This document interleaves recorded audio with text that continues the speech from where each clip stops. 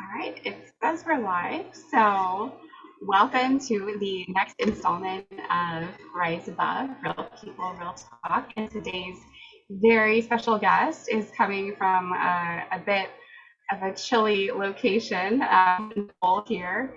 And it's always a pleasure chatting with her. And I'm going to let her take the reins and go ahead and introduce yourself for us. Yeah, absolutely. I am Nicole. I am happily married to my husband, Nick, and we have a beautiful little girl, Nellie, as well as a little fur baby, our firstborn Shih Tzu. I am in freezing Wisconsin right now, and actually, I can't complain. The weather here is pretty good compared to like what everyone else is experiencing. We're used to it, so I understand, man, the stress that a lot of other places are going through right now. So I feel for you. You're in my prayers.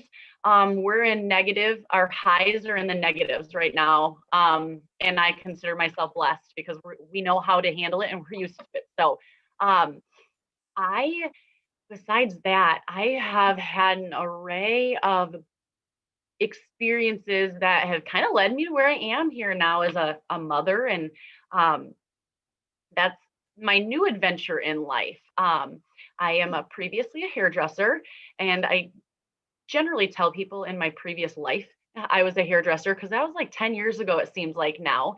But I've actually still travel and do special occasion hair. That's one of my favorite things. Seeing brides and girls going to prom and all their favorite days. So I that's still a passion of mine that I still explore. Other than that, I love the outdoors, anything nature, anything to get me outside and cooking, growing all my own stuff, real holistic. And that's just probably a little bit about me there. I could probably go on for hours about my history and kind of where I come from, but um, yeah. Awesome. Yeah, we definitely relate on a lot of those things. But let's touch a little bit on your navigating mommyhood now. Is Yeah, that um, is that something you always wanted? And so far, like you can share how old your little I one. am almost 30, almost 30. It is. I've always wanted to be a mom. And it's funny because my high school sweetheart and I were together for, I shouldn't say high school, at the time, high school sweetheart and I, we were together for over 4 years. Thought we were getting married, gonna have kids. I always wanted to be done with kids by 30. Um, and that's not necessarily the case anymore. Those goals and stuff all change. But I really, it was later, let's see, about, so my daughter's a year and a half. On the 30th, she just turned 18 months. So it's really always been something that I've wanted to do. It just didn't happen the way life planned, right? I'm going to get married. I'm going to have so many kids and I'm going to work my dream job. And that's just not reality for most people or what we think is reality. And then I've had a lot of things play out before motherhood that kind of got me to the point where being happy with where I'm at and motherhood, when it comes, it comes. I really put my faith in the Lord on if I can want it all I want, but if he wanted that for me, it would happen when he was ready. So that's kind of how it happened. It took us, we went on birth control, which was probably one of the best decisions I've ever made in my life. Now that I've been off of it and know what it did to me, but it took us about 9 months of just, we're not gonna try, we're just gonna let it happen. And I'm really, really thankful for that now. Awesome. Yeah, for me, it was actually the opposite. I never wanted kids until I was closer to 30. So it's like, I don't even want to get married till I'm 27. And then maybe when I'm like 30, I'll start having kids. And that didn't happen. I found myself uh, pregnant with my first son like 3 weeks before my 20th birthday, which was totally out of my plan. So So, but again, God knew better. He knew what I needed, and I couldn't change that for anything now. I'm so grateful for it. But the Absolutely. irony is that like now more people are having kids later on in life than they were before. So that is totally shifted. It's very common now, especially among my high school friends, that many of them are just having their first kids now in their 30s. And I'm 33, and a lot of them were a little bit older than me. So at 33, 34, 35, they're having their first kid. So it's very interesting looking at that. Yes. Um, yeah, let's dive into the birth control Yeah. story. Yeah. So, rewind a little bit. I always, and this will go into that birth control. I, I felt like I was living on autopilot for the longest time. And I didn't really, like, I just started to look for inspiration in different areas. And that's what made me feel like, okay, I'm living on autopilot. And this was just a couple of years ago, before we kind of started trying or went off birth control for kids. And um, once I started looking for that inspiration and I realized, okay, I don't want to just live the mediocre life, like get pregnant when I ever, at that point, all my friends were trying to get pregnant. And it made me nervous a little bit because my mom and my dad are still together, and when they went off birth control, they got pregnant literally the first time they had sex. And I was like, what if that happens? Like, I want to be 100% ready. So if it happens, it happens. And then the rest is in the Lord's hands. So once I got to that point and I went off birth control, my sex drive, I kid you not, immediately went up. And my husband was like, okay, like what is going on? And I was like, I don't know. I've just stopped birth control. Like it, we didn't put two and two together right away. I mean, I'm like, maybe it affected it a little bit, but not this much because it was quite substantial. Um, and it was really surprising. And now it's funny, a year and a half later, because it's, it's almost as if I was that 20-year-old again when I first met him. And I'm not on birth control. I have my sex drive is the best it's ever been. He's happy. I'm happy. It's helped everything. Um, but I didn't realize how much that affected it. And that's what really, I knew it did have an effect on it, but not to that um, to that extent, I guess. That that's Mhm. when I went down that rabbit hole and really, really tried to, okay, what am I going to do after I do end up getting pregnant and I do have kids and like future, because I know I'm never going to go back on this again. So that's where I started exploring, okay, the natural. I'm already that natural DIY guru, but not in that aspect. And you're going against a lot of what society says is correct. Women should be on birth control. They asked me at like my 6-week appointment, all right, you ready to go on birth control? And I was like, I just had a kid. No, not yet. I mean, I don't want a kid yet again, but no, I'm not ready. And I think it's just pushed a lot. And they tell you, yeah, you might have mood swings, but they don't tell you what else it's doing. And that's what really um, urged me to look into it more and ultimately make that decision that I'm not going to put that in my body or on my body anymore. It was it was definitely one of those eye-opening things um, that I didn't realize affected me as much as it did. Yeah, absolutely. And you're so right that it is pushed. Like I got on it not necessarily for prevention or birth control, but to regulate my monthly cycles because it was so excruciating. So I thought, okay, if I can take something that cuts down my cycles to a few times a year, okay, sign me up. Little did I know that I was already struggling with depression. I was already struggling with anxiety. I was already on a lot of different a cocktail to try to balance and regulate those. I didn't realize back then I had chronic fatigue and adrenal fatigue, and I'm not sure when the hypothyroidism happened, but that happened. And the birth control makes your weight, at least for me, the one I was on, made my weight balloon up and totally wrecked my metabolism, even more so than it already was, which leads to more depression and imbalance. Yeah, So, it's insane. And it's super frustrating. It was super frustrating for me when I was looking, okay, like you said, I had the fatigue, the headaches, a lot of those things that I thought I kind of fixed per se. I'm no doctor, I can't treat, cure, nothing, but I found natural remedies and was able to stop taking all of my prescription migraine medication, which were hereditary and I thought were 100% hereditary.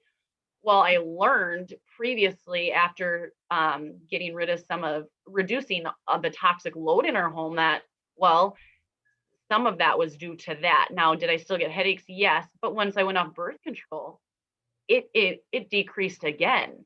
And all of those little things that they don't tell you. And it was just really frustrating as a soon to be, at that point, okay, I'm going off birth control. I want to be a mom. And they didn't tell me this. And I'm close with my mom and I talked to my mom about it and she didn't know. Yeah, there's factors, it says on the box, the doctor, it says on the box. And I'm that person where I fought a little bit with my doctor when, I first asked, well, I shouldn't say fought with her. I, um, objected to a few of the going on birth control right away. And she was like, but it's good for this, this, and this. And I said, yeah, I know. You guys also wanted me to take the flu shot that has mercury in it when I had the flu, but told me I couldn't eat fish. So read your own box. Like I was really upset. And they kind of like, okay, I'm sorry. And I'm like, I respect your opinion. Um, but I also like it is your duty to let women know the side effects and let us make that decision without that added pressure.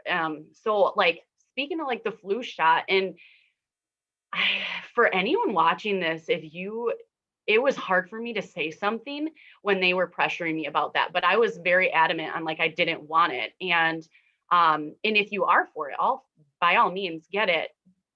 And I asked them to see the insert and they were like, sure. And she went and got it and brought it back and it had mercury in it. And she goes, oh, well, I must have grabbed the wrong one. And I was like, I specifically asked you to grab the one that you would be giving me right now. And she was kind of like, I don't know what to say. And it just goes, I have many, many friends that are nurses and they're not all like that, but just do your research a little bit and know like just what it could do to you. Because my eyes were pretty opened during my pregnancy on what they will tell you and not really know, compared to just their opinion. If it was one of the nurses' opinions, I would have respected that a lot more than if the way she went about it and is like, well, this is what we recommend and this, and then she didn't really have a clue. yeah, yeah, totally 100% with you on that. And it took me a while to open up to that because I was a young mother and I was a single mother and I was going through so much. But again, that mother instinct kicked in and was like, well, I noticed the increase in autism and childhood cancer. And that was what really got me started was if there is anything that I'm doing that would contribute to that, I want to know. So then I started researching. And again, that same with the mercury, it hit me with my youngest. That was one of the things. It's like, you're making me freak out over having a tuna fish sandwich, but you're going to inject me with something that is so exponentially higher than what I would get from a can of tuna, the mercury in it. Like, where is the logic? And then just starting to go like that. Like, I grew up in the Western allopathic system, the one that we know, and it caused me so much more damage. So I can look back and go, that, and that led to this, and this. And now I have to spend my adulthood trying to reverse the damage from that.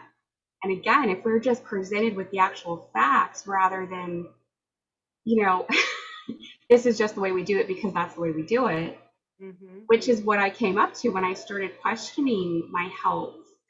And same thing, there was no real answers there. And then they got defensive or hostile and bullying, even to the point where we're going to ask you to go someplace else if you don't comply to this, this, and this. It's like, well, all right, I'll go somewhere else. And I just found myself researching all this stuff anyway and treating myself better for little to no money. So it just progressed. And then it led to this lifestyle of opening so many doors. And that's one of my biggest drives is letting people know they have choices, letting people know there's something out there, that there's legitimate science to back this up.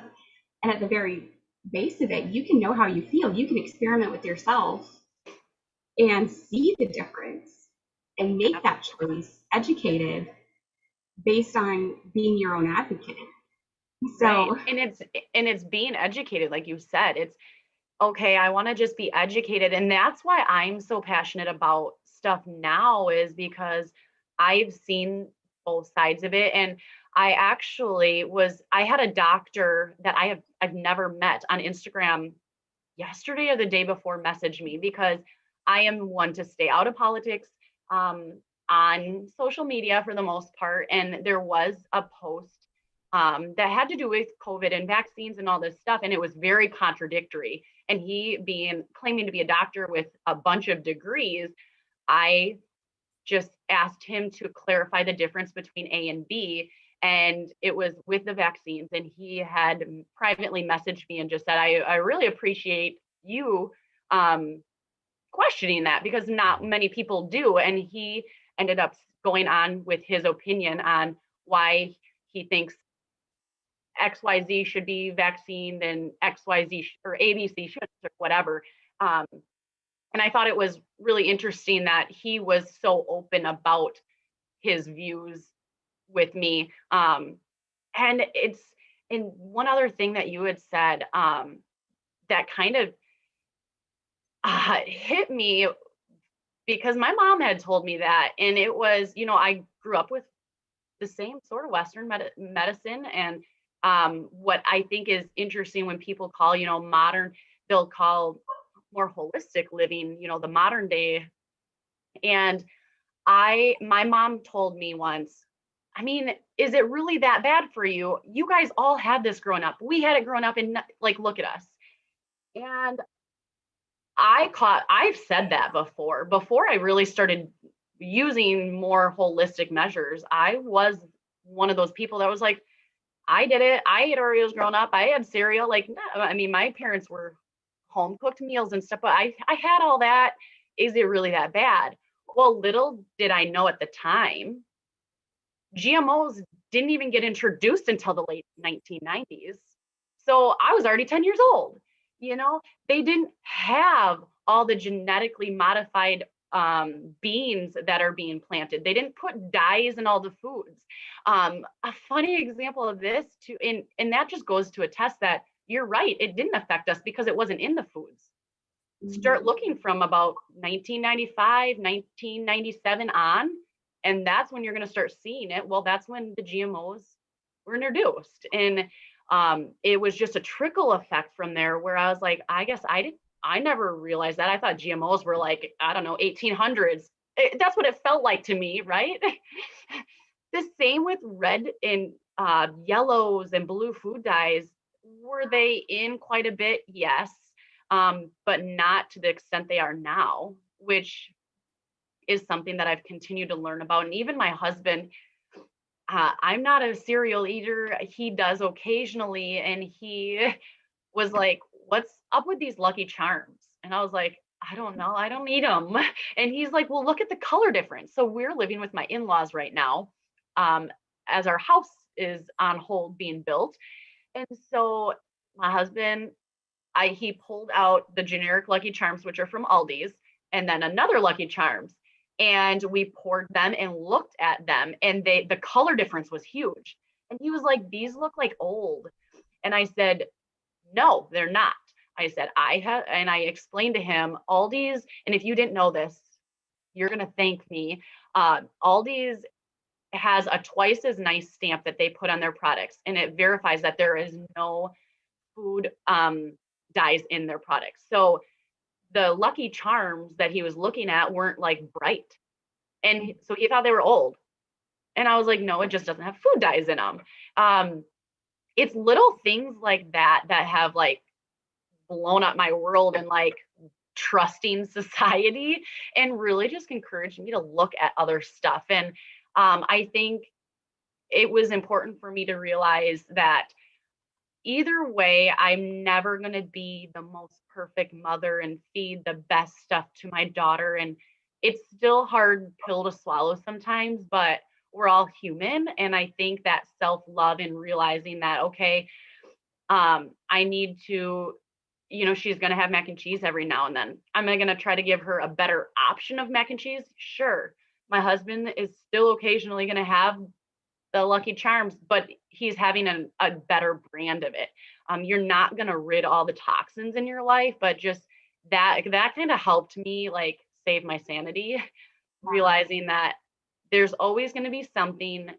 Just try to continue to grow. Absolutely. That is right there, snapshot that is so key for every single parent, caregiver, person to realize, because if we are in this system where there is so much hidden toxins, pollutions, etc., like when I found out glyphosate, the weed killer, is in Doritos, which was my favorite chip brand, and also in some of the oatmeal. Oh, I was livid. And then it goes into this, well, what can I eat? I don't want to feed my kids this, or this. But I have seen that literally cripple people, moms who are so well intentioned, and they just can't function. So then they almost give up because they feel like a failure. And that's not what it's about. Like what you said is just kind of coming to that acceptance of, well, maybe I can't shield them from everything, but I can do the best I can, but give myself grace in the middle of that. And it's just about making better choices. It's not about perfection in any way, shape, or form, because there's no way anyone can be that unless you like literally grow your own stuff in a greenhouse, because the pesticides that they spray, it's in the air, gets on them, and it's the whole thing. So yeah, I mean, you do what you can do, and just the stuff I've started implementing has made such a huge difference. I didn't realize the Dawn dish soap and the hand soap I was using actually caused some of the health issues I had. And then I went so long without using it because I switched to Thieves, and then I went back and I was at a friend's house and used it, and I started having my health issue come back, and then I researched it, realized it was linked to it. I'm like, and I just washed my hands one time. So again, like, I'm not going to beat myself up over it. And am I going to like freak my kids out about it? No, I just want them to realize and make better choices. And I think the Lucky Charms thing is such a huge thing. I'm a huge proponent of Aldi for that reason, for having more natural choices. But again, it has nothing to do with eating carrots and apples your whole life and all organic. It's, I mean, who can really do all that anyway? Yeah, no, it's moderation for sure. And I think that's something that you actually mentioned, something that I really struggled with, and it was perfection.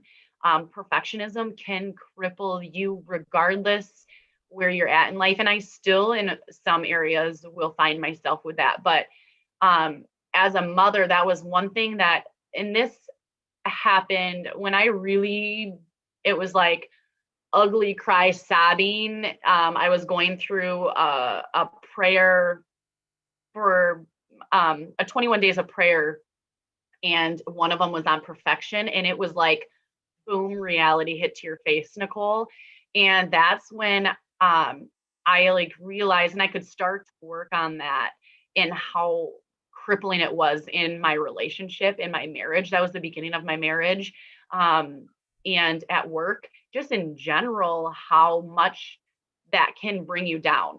Now, it's amazing at the same time, right? Like it can be good. But becoming a mother, that's something that I knew would cripple me. And I knew I was that mom, or not that mom, I was that person that was like, stay at home moms, like, why can't they keep stuff clean? It didn't take me becoming a stay at home mom to figure that out. But I was that person who stereotyped when I was younger. I didn't understand why they couldn't just, I mean, you're home. And now, even if I didn't have my home business, I get it. Like, you get it. You don't always have to go through it to experience and learn that. And I think perfectionism was something that really held me back, um, and threw some obstacles at me early on. Yeah, I think everyone I know struggles with that. But I will say too that it seems a little off with the genders. I don't see from what I hear guys struggling so much with perfectionism, but actually the opposite, like more Okay. lack of self-worth or motivation or something. But then the females, especially the moms, especially stay-at-home moms, because there is a shift too. Like it becomes, without us realizing it, I think it can become our identity.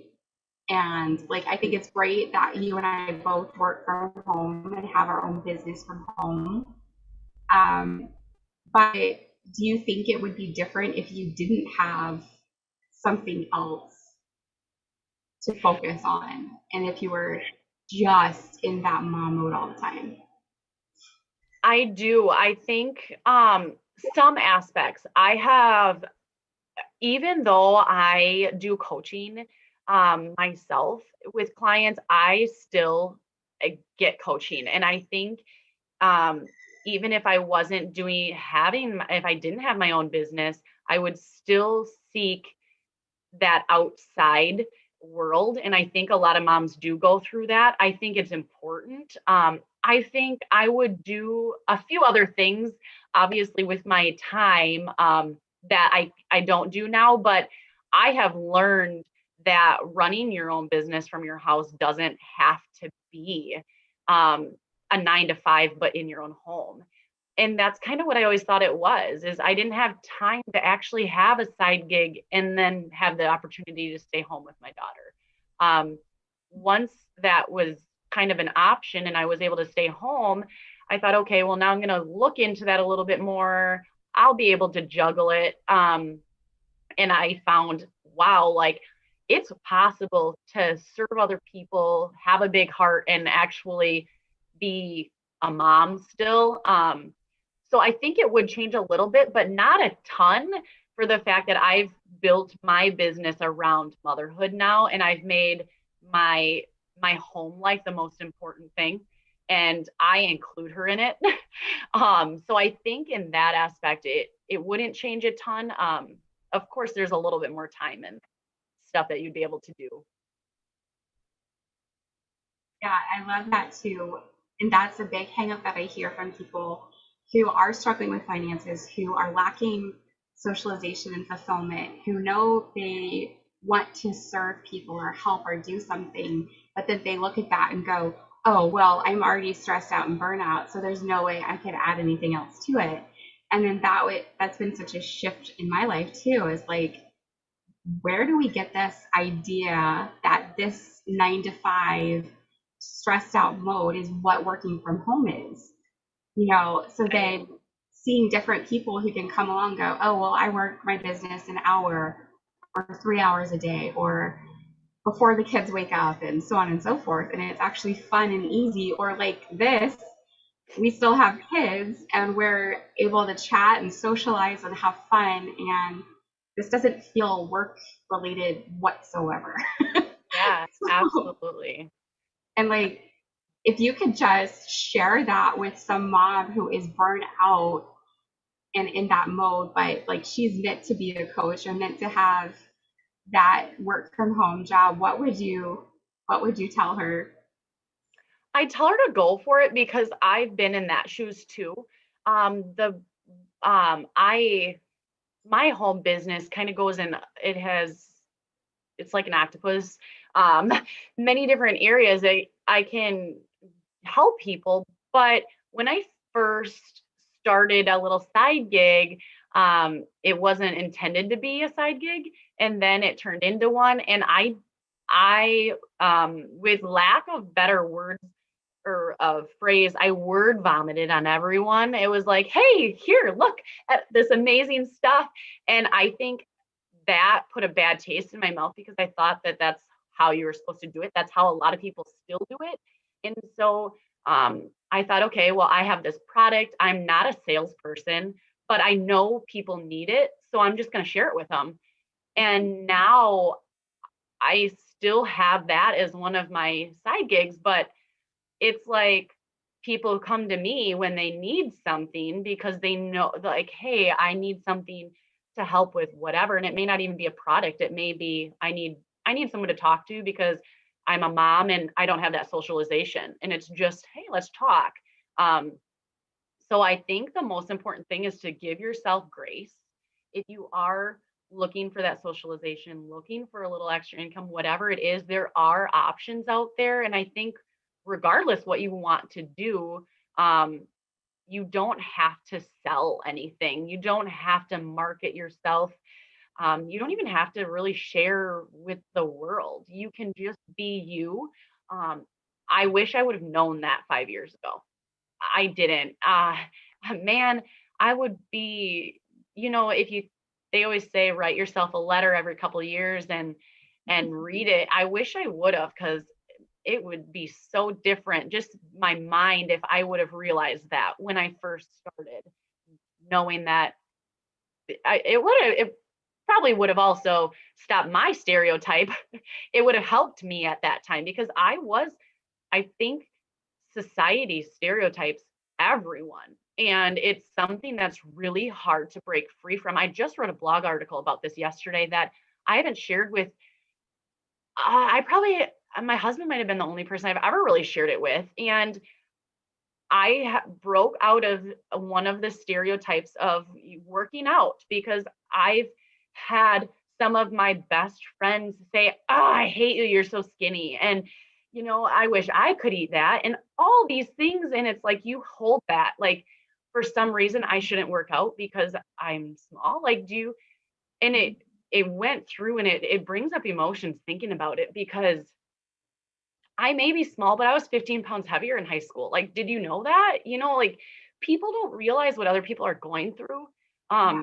So just give yourself that grace because you don't know where you're going to be in 5 years. And if you just start to look into the things that matter to you, make a list of your values and look into those, and it'll come. Yes, there's so much that we could go into from that, branching off. But I think that ties into what we were talking about earlier with when you love yourself, it does spread outward, and loving yourself unconditionally.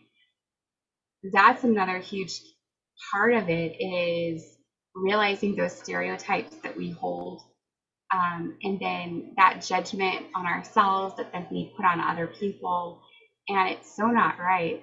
And that was been a huge thing for me too is there is no outside definition of health or what healthy is. So I can easily look at myself or people, I've heard people look at me or judge people with my body type and go, oh, well, like you just must binge eat all the time and eat a really crappy diet, never work out, so on and so forth. I'm probably one of the healthiest eaters of people that I know, more on that spectrum. So my issue is something totally different than, so there's a lot of that stigma. Yeah. And I would definitely look at that and go, okay, well, I wish I was her, or, so on and so forth. But then I've seen the opposite end. I've seen so many people who have my ideal body, but they never eat. They're not healthy. They are not secure with themselves, and they they even get pregnant and they're so afraid of gaining weight. And they become, I've known people who were bulimic during pregnancy. And it's heartbreaking. And it's like, wow, okay, I'm going to sit here and just really be present and be grateful that I'm just going to start having gratitude for my body. And I'm going to be okay with the stretch marks or, the other little things that I wish were different, because what is health? It's not this outside thing. And like you said, people don't know what what you you've gone were through. like before, or it has nothing to do with your size either. I mean, I've seen people go to the gym, work out, and then they'll go eat horrible, horrible food, like with all the dyes. And I'm like, I'm healthier than you are, dude. You may have a six pack, but you're about to have a heart attack too. I'm That not. is so funny. Um, that reminded me of something. So when we lived in Eau Claire, Nick and I got a gym membership for a while, and it was at Planet Fitness, a really popular, it's a fairly cheap, um, and it's a great gym. A lot of college kids go because it's cheap. Every Tuesday they have pizza. I was like, but it gets people in there and you can work out and then walk out with pizza. And I'm like, why don't they do sub sandwiches? I mean, not that it's a little better, right? Or, I just thought that was so funny, but it's true, and I went through that when I was a hairdresser as well. And that one took me a little while to break. Um, it probably, through my 20s, early 20s, a little bit of college probably helped break it. But as a hairdresser, you have to have your hair done. You have to look nice, your makeup done. You can't get up on a Saturday and go to Walmart in pajamas because you might see a client. Like, that's a real thing that hairdressers go through. And most of them don't think twice. I could not live in that. Like, I now I'm like, how did I do it? Because every now and then those thoughts go through, especially when I see an old client that I'm like, oh, what did I think? But I'm happy with myself now. I love taking care of other people. But if I don't want to put makeup on myself, who cares? It doesn't mean that I can't do your makeup or whatever it is. That was a big stereotype that I went through that was difficult. That I think, and like I said, with motherhood, I stereotyped for sure. I always thought of, mothers do this, this, and this, and stay-at-home moms do nothing all day besides laundry and play with their kids and all it. It's how society works, though. Um, somebody, it might have been Martha actually was just saying, our society encourages the victim mentality. It's always okay. You feel anxious about this. They get your anxiety going. They want you to feel sorry for yourself, but they don't offer any solutions. And it's like just a snowball that just keeps continuing. And it took a little bit of that realization, I think, happening to me for me to realize I did it to someone else. Now, it doesn't mean that I was like, I didn't say something to someone, a mom that's like, well, what do you do all day? I didn't say anything to her. And nobody ever it particularly said something to me, but it took that happening to me for me to go, wow, you need to not judge people because there's only one person that can judge people, and that's our Lord. So um, that was a huge changer for me, for sure. And who's who's to tell you what you can dream and what your goals are? And for me, that's what really pushed me to make that blog post about my self-love and what other people said I should or shouldn't do. It was like, well, I have really big goals and that's why I work out. And why do you care? I try to really not in a mean way. I'm a very nice person. It sounds bad, but I don't it's self-love is comes off to other people, and when other people don't have that self-love, I've felt it, and it will help encourage you to dig deeper and be a better person. Absolutely. I think I've noticed too with the people who shift um, into that self-love mode. Like you can tell because their delivery, there's no facade, there's no sharpness. Um, it's it's just a total night and day. Like you can easily spot those people, especially when you've done more of your own self-love, self-care. Those who are coming from a really negative place and just putting on that mask to get through the day or get through that situation versus those who are fully present in it. And it's so transformational. But going back to that, I know we could talk forever on so many different topics. Yes. But going back to that, like empowerment and not judging others and just everything you've learned, to wrap it up, if you could say what your biggest life lesson has been, or even one of the top, going back even 10 years from now, what would you tell yourself or someone in that place? Um, it would probably be when I realized that I was living my life on autopilot. Um, that I could go through a week and go, what happened this week? Like I couldn't make a list of things that made me happy Mhm. that I could count on more than my two hands. And that is not what we were meant to do. That's not why we're here. We're meant to thrive. We're meant to live a have passionate life. Work is a part of that. So what you decide to do with work, make sure you're passionate about it. There's a reason that I've done a few different jobs and I have job history. Um, I started in my passion and I went back. I've done a few things in between, mainly for money, um, because I have a business background as well. And when I left the hair industry, I more than doubled my salary. So for me, it was a good move. Now I'm working from home and I have a local hair salon that is reaching out and wants me to come help them. And I'm like, I can do it for fun. Yes. Um, so to really take a look at your life and look back a week from now, and do you feel like there's just a button and it's autopilot? And if you feel any little bit that's what your life is, um, start looking for that motivation, start looking for that encouragement.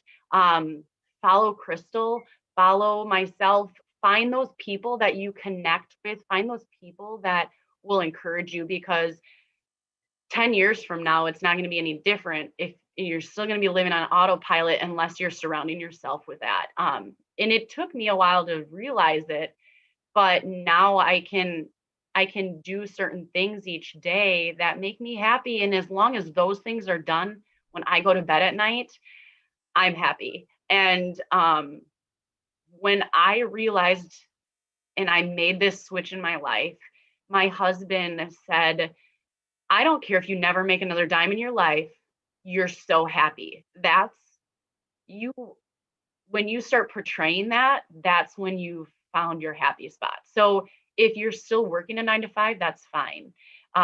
If you're working from home, that's fine. Find your happiness and don't just hit play when you wake up in the morning and go through it. That is my biggest advice to anyone that needs that encouragement, um, is to really seek out that community and that motivation, because it's really true. The people you're around the most are are what you're going to start portraying. I I'm not a big reality TV person, but I would find myself, I'm following some bachelors and bachelorettes and some movie stars.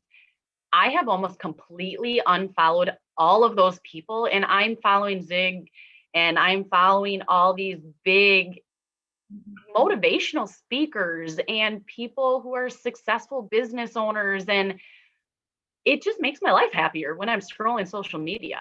And that's one of the small pieces that'll help you not hit that play button in the morning. Mhm. Yes, uh, that's exactly where we connect. Everything you just said. Yeah, that was a huge shift for me as well, is switching to getting rid of all the stuff the people I would compare myself to and would make me feel really bad about myself, versus now surrounding myself with people who constantly have the same messages I want to share with others, that your life matters, that you can do whatever you set your mind to, that, we were created by God for greatness and a purpose. And, you have a life to really live, not just live it on autopilot. And being intentional about it every day is, yes, we're not victims. We don't have to live in a victim mentality. We can be intentional and do something so incredible, which is just get up and live the life we were meant to live every day and have fun doing it, enjoy doing it. And it doesn't have to be so hard. It's it's amazing. So amazing. So I have to stop. I'll go ahead end and just say bye for now. That this has been so wonderful. It's always so good hearing you and getting to share the multitude of beliefs and the journey you've been on. And there's always some bit of wisdom to glean from it. So look forward to more of that. Absolutely. Thank you so much. Is there anything else you'd like to share? No, that's all. I mean, like you said, I could go on for days talking about different things and going down rabbit holes. And I appreciate you bringing me on and sharing some of my insight and things that, I've experienced. I think it's just really important that anyone watching, you just realize there's so many people that are going through something that's not exactly the same as yours, but you can get through it. There's people there to support you. Look for them for sure, because there's always light at the end of the tunnel. Absolutely. And for the people who would like to connect with you, where would they go? I know you'll give me some links and I'll drop them in description, but right off, how could they connect with you? You can find me on Facebook.